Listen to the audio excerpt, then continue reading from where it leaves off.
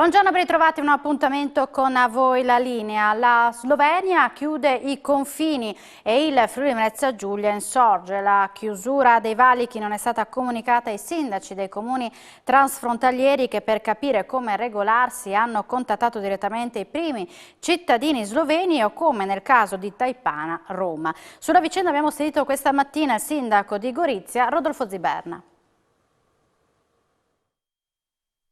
C'è stata una importante stretta da parte del governo sloveno lungo tutta la fascia confinaria e per quanto riguarda la nostra fascia dell'Isontino, la nostra città, sono rimasti aperti esclusivamente per quanto riguarda i valichi, gli attraversamenti ordinari, il valico di Salcano in città e il valico di Vertoiba, quello per capirci dove è la SDAG, dove è il cimitero. Mentre prima questi non erano presidiati da parte slovena, da oggi invece c'è la milizia, c'è la polizia che presidia in modo importante. Rimangono aperti quelli minori, cioè quelli agricoli, esclusivamente per coloro che hanno la proprietà da una parte del confine e risiedono ad esempio dall'altra parte, perciò esclusivamente per loro. Adesso, salvo le persone che hanno ragioni comprovate, ragioni di lavoro, ma per capirci, deve esserci un contratto di lavoro transfrontaliero, non basta una convocazione per una riunione che mi giunge ad esempio per consentirmi di andare a Nova Gorizia, se non con un tampone fatto nelle 48 ore precedenti. Dovrebbe durare fino a metà di aprile, esattamente mi pare, non so, la domenica quando cada. Adesso bisogna capire però se verrà prorogata, in che misura verrà prorogata. Mi metto anche nei panni di coloro che, grazie al cielo, sto pensando alle famiglie che abitano da una parte e portano i figli a scuola dall'altra. In questo momento c'è una coincidenza di chiusura dell'attività didattica e perciò i ragazzi sono in DAD. Però mi metto anche nei panni di quelle famiglie che dovrebbero ogni 2 giorni rifarsi un tampone per accompagnare i figli oltre il confine nel momento in cui o da una parte o dall'altra dovessero ripristinare la didattica in presenza fisica. Ma ci sono altre difficoltà. Ieri avevamo una riunione in presenza, avremmo dovuto avere una riunione in presenza fisica col sindaco Klemen Miklevic di Nova Gorizia e i suoi tecnici a Gorizia, perché il tampone aveva una durata di una settimana. Noi abbiamo dovuto trasformarla in videoconferenza. Preciso anche che ieri ci siamo sentiti subito con il sindaco di Nova Gorizia, il quale, lui, non era assolutamente a conoscenza, non aveva ricevuto dal governo di Lubiana alcuna nota ufficiale. Perciò era sempre per sentito dire, via telefonate, mail, e non c'era alcun dato ufficiale, e questo crea grossi disagi a tutti coloro che abitano lungo il confine. Mi ero speso nei confronti del nostro governo, il quale a sua volta era intervenuto presso il governo di Lubiana per fare in modo che tutte quelle misure che vengono adottate da un paese che hanno un impatto nell'altro paese fossero, non dico condivise, ma quantomeno concertate nella massima misura possibile, proprio nella consapevolezza che c'è un impatto appunto sul territorio limitrofo. Non è possibile però che siano i sindaci a doversi far carico anche di condurre nel miglior dei modi questo che deriva appunto da una mancanza di comunicazione. Mettetevi nei panni, come facciamo noi sindaci, noi ci mettiamo nei panni dei cittadini. Mi auguro che perciò anche il governo di Lubiana si metta nei panni dei suoi cittadini e anche dei nostri cittadini. Perciò il mio nuovo appello che io faccio a entrambi i governi è di agevolare questo dialogo per evitare che alla fine quelli che rimarranno col cerino in mano acceso siano proprio i cittadini italiani e sloveni. E di chiusura dei confini imposta unilateralmente dalla Slovenia si è parlato questa mattina nel corso del Comitato per la sicurezza e l'ordine pubblico in prefettura Udine. Tra poco ci collegheremo con Paola Treppo che ci illustrerà i dettagli. Ora andiamo a Pordenone, dove sono iniziate oggi nell'ufficio sanitario della Questura le vaccinazioni per la fascia 75-79 anni. Le persone sono inviate direttamente dall'azienda sanitaria, previste 90 inoculazioni AstraZeneca in 3 giorni, soddisfatti gli anziani vaccinati. Sentiamoli. Da oggi anche nell'ufficio sanitario della Questura partono le vaccinazioni e la Questura si è messa a disposizione proprio con i propri medici e infermieri e la fascia 75-79 anni potrà così essere protetta. Siamo in compagnia di Marco Dorisio, questore di Pordenone, insomma un servizio in più al territorio. Sì, innanzitutto si tratta di una collaborazione, un accordo, un'intesa raggiunta grazie all'azienda sanitaria del Friuli Occidentale, nella persona del direttore generale, il dottor Polimeni. Il nostro ufficio sanitario sin dall'inizio appunto è un presidio medico che si è messo veramente a disposizione, quindi dopo aver vaccinato tutte le categorie che erano state individuate già dal mese di febbraio, adesso appunto come punto vaccinale grazie all'azienda sanitaria attraverso le prenotazioni che sono pervenute al CUP, da oggi l'azienda sanitaria invia nei nostri uffici a seguito di questo accordo 30 persone rientranti nella fascia di età 79 anni, 75 anni, appunto alle quali somministreremo oggi, domani e dopodomani il vaccino e sicuramente proseguiremo, ripeto, con questa nostra attività che poi è un po' la sintesi proprio, no, dell'essere a disposizione del prossimo, sempre con quell'essere al servizio delle persone, soprattutto in un periodo delicato e complesso come quello che stiamo attraversando, dove l'esigenza è di mettere in sicurezza il maggior numero possibile di persone, quindi nel nostro piccolo diamo anche il nostro contributo attraverso il dirigente dell'ufficio sanitario, la dottoressa Maria Chiarelli, e le 2 infermiere. È stata un'iniziativa molto importante perché il nostro obiettivo è quello di vaccinare il più persone possibile in maniera tale, insomma, che diamo il nostro contributo fattivo a tutta la popolazione generale, alla comunità. Abbiamo iniziato con le vaccinazioni per i civili AstraZeneca, per gli under 79, quindi andiamo per fasce d'età e abbiamo i nostri anziani, i nostri genitori, quindi siamo felici di poter iniziare da questa fascia. Quali sono le tappe, a che ritmo procedete qui in Questura? Ne abbiamo 30 vaccinazioni al giorno, siamo in 2 medici che stiamo vaccinando insieme a 2 infermieri, insomma nel nostro piccolo cerchiamo di dare il massimo per la nostra comunità. Felici le persone? Molto felice, sì, assolutamente, vedere i loro volti felici, non c'è un regalo più grande per noi. Signor Claudio, oggi il vaccino qui in Questura, insomma un punto in più, insomma anche la Questura dà una mano e lei è riuscito a vaccinarsi. Ieri sera pomeriggio mi hanno detto ok, abbiamo spostato la tua vaccinazione e quella di tua moglie al lab della Questura di Pordenone. Ho detto benissimo, perché così abbiamo 4 giorni di pericolo che scampiamo, insomma, ecco, perché in sostanza l'attesa è sempre una cosa che consuma, no? Per cui abbiamo detto così. Bene comunque, bene, ho trovato un ottimo ambiente con servizi eccezionali. E ci si sente anche più sicuri anche nel rapporto con i familiari e con gli altri? Naturalmente, con tutti. C'è un mancato pericolo che lo sentiamo come nostro e di conseguenza è una cosa positiva sicuramente. Sono un ex caporeparto dei Vigili del Fuoco e ho avuto piacere di venire qui perché insomma quasi mi sento a casa mia. Ed è stato vaccinato anche il figlio qui? Sì, anche mio figlio che è Vigile del Fuoco è stato vaccinato qui 15-20 giorni fa. Adesso è contento, si sente un po' più protetto? Certo, a dire la verità anche io non vedevo l'ora di essere vaccinato perché un po' come tutti. Ed ora ci spostiamo a Udine, consueta riunione del martedì della Giunta Comunale. Ha seguito per noi i lavori Isabella Gregoratto, con la quale ci colleghiamo in diretta da Palazzo Daronco. A te la linea, buongiorno.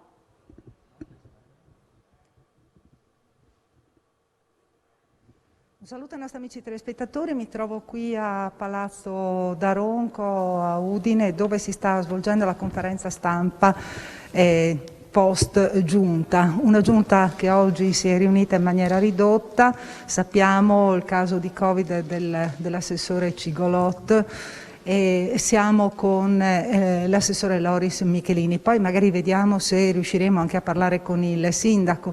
Qui sappiamo, vice sindaco, che è stato sanificato, gli ambienti sono stati sanificati e tutto praticamente sottoposti anche a tampone, le persone che sono state in contatto appunto con l'assessore Cigolò. Sì, noi siamo stati sottoposti a tampone, per fortuna tutti negativi, e quindi abbiamo solo per il momento l'assessore Cigolot che è positivo. Quindi la situazione qui sta ritornando, cioè, alla normalità, a parte che sappiamo appunto l'assessore Cigolot che vi segue a distanza.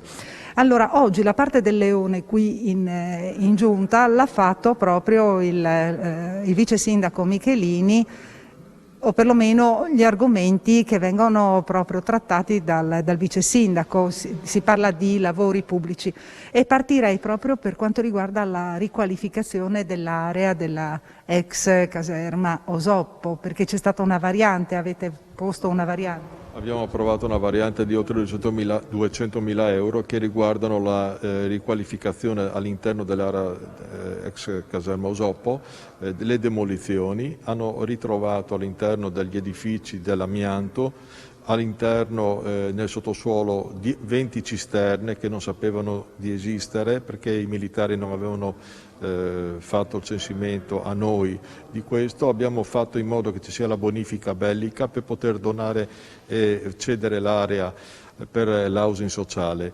Detto questo, abbiamo fatto una ricognizione generale perché con questa variante, con questi lavori, grazie anche all'impresa che continua, riqualificherà la parte centrale, poi il collegamento con l'area verde e i centri sportivi all'interno.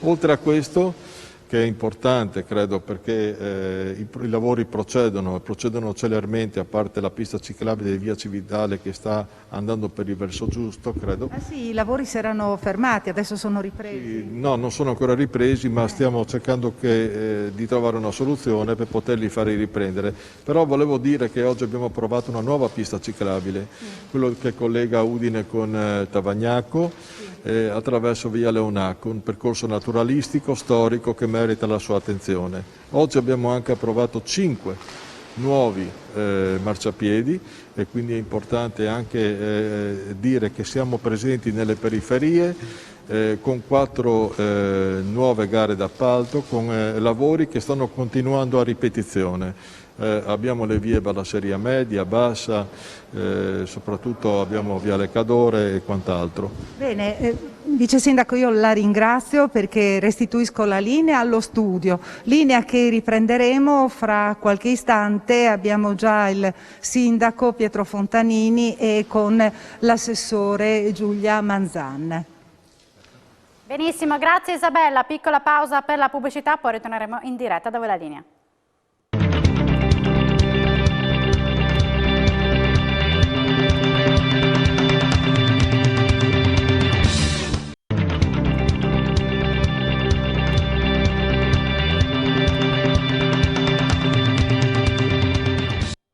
Bentornati in diretta da voi la linea. Si è riunito in tarda mattinata il Comitato per la Sicurezza e l'Ordine Pubblico in Prefettura a Udine. Tra i temi sul tavolo la chiusura dei confini imposta unilateralmente dalla Slovenia.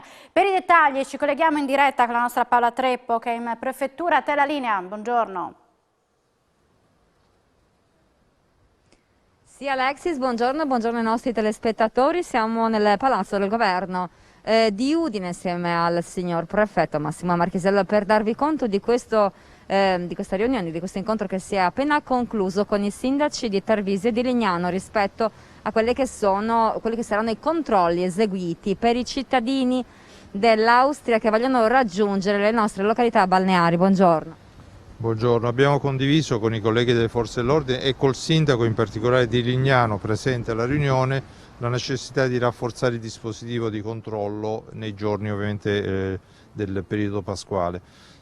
Saranno intensificati anche i controlli all'interno dei piccoli centri commerciali proprio perché il senso è evitare assembramenti all'interno, quindi dei centri commerciali piccoli e soprattutto all'esterno, quindi lungo il lungomare. Il litorale è lungo, quindi i controlli saranno intensificati e in questo diciamo che abbiamo concentrato il massimo sforzo, in particolare a Lignano. Abbiamo 110-120 pattuglie in tutto il territorio provinciale, da Tarvisio in giù, ma soprattutto su Lignano sarà concentrata molto l'attenzione. Per quanto riguarda Tarvisio possiamo accennare a qualcosa? I controlli che vengono fatti dalla Polizia di Frontiera, in particolare dalla stradale, perché gli austriaci che vengono devono essere dotati di provvisti di un tampone antigenico molecolare di almeno 48 ore precedente. Sono regole che ci siamo dati, l'ordinanza del Ministro della Salute in questo senso, ma mi hanno assicurato che comunque ci sarà sicuramente un rispetto di questa regola qui. Quello che noi vogliamo evitare ovviamente è la concentrazione e l'assembramento lungo le zone, in particolare di Lignano. Quindi massima attenzione, massimo impegno da parte delle forze dell'ordine coordinate dalla Questura e dalla Prefettura in primis a seguito di questo tavolo che si è concluso oggi. Allora ringraziamo il signor Prefetto Massimo Marchesiello e qui dal Palazzo del Governo, nel capoluogo friulano. Alexis, ti restituisco la linea. Grazie a te Paola Martina per questo collegamento in diretta. Ritorniamo in diretta a Udine con la nostra Isabella Gregorato, che dovrebbe essere in compagnia del primo cittadino di Udine, Pietro Fontanini. A te la linea, buongiorno. Eccoci, grazie Alexis per la linea. Sì, sono con il sindaco di Udine Pietro Fontanini. Intanto partiamo dalla situazione di Udine qui a Palazzo d'Aronco. Ieri avete sanificato gli ambienti sottoposti a tamponi, la situazione è rientrata, altrimenti noi oggi non potremmo essere qui. Sì, è rientrata, abbiamo sanificato i locali perché un nostro assessore, l'assessore Cigolotti, è risultato positivo al coronavirus ancora la scorsa settimana. Quindi auguri al nostro assessore Cigolotti.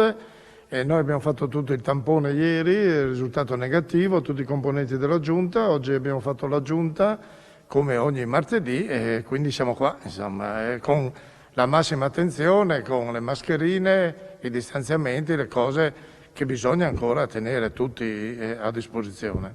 Tra l'altro i dipendenti per la maggior parte sono in smart working, anche Palazzo Morpurgo, no? Praticamente dove c'è la sede dell'assessorato alla cultura, è stato messo in sicurezza, comunque i dipendenti non c'erano. Sì, non erano in presenza perché molti dipendenti del Comune di Udine lavorano da casa con il cosiddetto smart working e quindi seguiamo in pratica questa situazione che speriamo evolva in senso positivo, che calino i casi di positività e che andiamo verso una stagione migliore rispetto alla situazione attuale. Ecco, parliamo proprio di Udine, che notizie vi giungono praticamente dal territorio cittadino? Ma la città rispetto al territorio, alcune zone della provincia è abbastanza bene. Certo abbiamo l'ospedale che sta soffrendo perché c'è una forte presenza di malati anche in terapia intensiva, però vanno avanti le vaccinazioni e questo è l'aspetto positivo. Ricordo che in città ci sono più luoghi dove si fanno le vaccinazioni.